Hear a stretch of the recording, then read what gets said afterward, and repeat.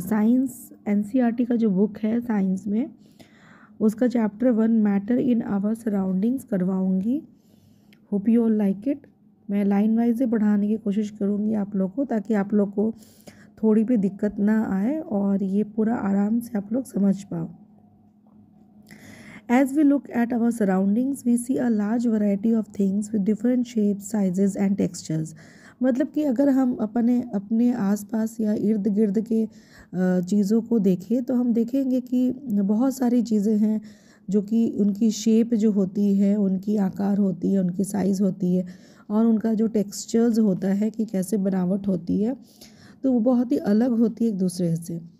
Everything in this universe is made up of material which scientists have named matter. इस line में ये कहना चाह रहा है कि हमारे जो ब्रह्मांड में विभिन्न प्रकार की चीज़ें हैं वो किसी न किसी तो मटेरियल की बनी होगी ना, तो इनको कहा गया है पदार्थ। द एयर वी ब्रीथ, जो हवा हम लेते हैं, हम सांस लेते हैं।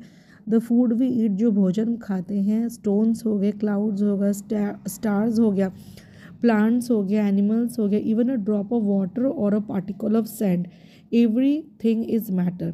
ये कहना चाह रहा है कि हमारे ब्रह्मांड में कोई भी चीज़ जो है उसे हम पदार्थ कहते हैं।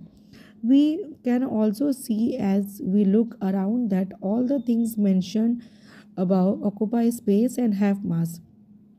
इवन कि ये देखा गया है कि ऊपर जो भी एग्जाम्पल्स दिए गए हैं, जैसे कि हवा हो गई, हम जो खाना खाते हैं वो खाना हो गया, स्टोन्स हो गया, क्लाउड्स हो गया, स्टार्स हो गया, प्लांट्स हो गया, even a drop of water, हम जो कुछ भी टच कर सकते हैं, ठीक है, उसे क्या कहा गया है, उसे मैटर कहा गया है।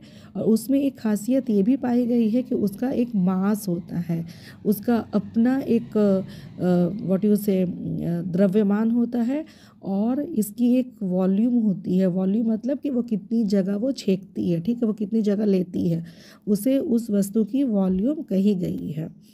तो ऐसी कोई भी चीज़ जिसमें द्रव्यमान हो और जिसमें आयतन हो, वॉल्यूम हो, उसे हम कहते हैं matter. Anything that occupies space and has mass is known as matter. चलिए आगे देखते हैं। Since early times, human beings have been trying to understand their surroundings. Early Indian philosophers classified matter in the form of 5 basic elements. बहुत समय पहले से ही जो human beings हैं वो ये कोशिश कर रहे हैं अपने सराउंडिंग्स के बारे में और अच्छे से जाने, इनकी वो कोशिश कर रहे हैं। हमारे जो इंडियन फिलोसोफर्स हैं, दर्शन शास्त्र जो कहे जाते हैं, उन्होंने कहा कि जो कुछ भी मैटर है उनको 5 तत्वों के बने होते हैं और ये तत्व है air, earth, fire, sky and water. मतलब कि हवा, पृथ्वी, अग्नि, आकाश और पानी। तो हमारे जो पुराने ज़माने के इंडियन फिलोसोफर्स हैं, modern day scientists have evolved 2 types of classification of matter based on their physical properties and chemical nature। इसका मतलब ये है कि अभी के जो साइंटिस्ट लोग हैं तो उन्होंने कहा कि मैटर जो होता है, मैटर मतलब क्या था कि ऐसी कोई भी चीज़ जिसमें द्रव्यमान हो, मतलब कि उसमें मास हो और उसमें आयतन हो, वॉल्यूम हो, ठीक है, ऐसी कोई भी चीज़ जिसमें द्रव्यमान हो और आयतन हो, उसे हमने क्या कहा था, तो पदार्थ कहा था, मैटर कहा था। तो अभी के जो साइंटिस्ट है तो वो कहते हैं कि वो ये मानते हैं कि जो भी मैटर होते हैं उनको 2 भागों में बांटा जा सकता है। एक है उनकी भौतिक गुणों के आधार पर, जिसे हम कहते हैं फिजिकल प्रॉपर्टीज़, और एक होता है केमिकल नेचर, यानी कि केमिकल प्रॉपर्टीज़ के आधार पर, यानी कि रासायनिक गुणों के आधार पर।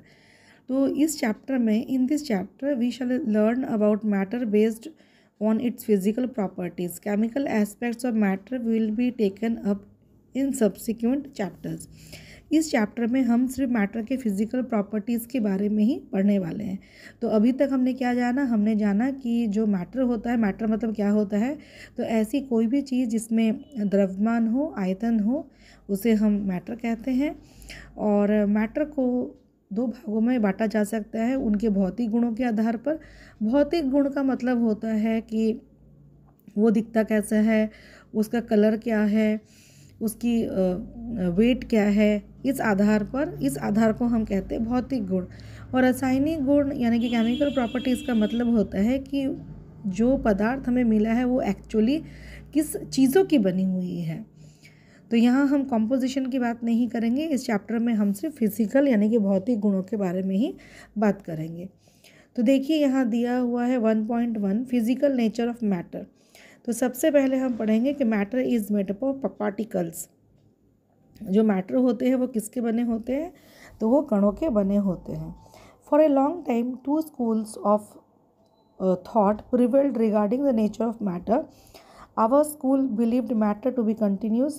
One school believed matter to be continuous like a block of wood, whereas the other thought that matter was made up of particles like sand.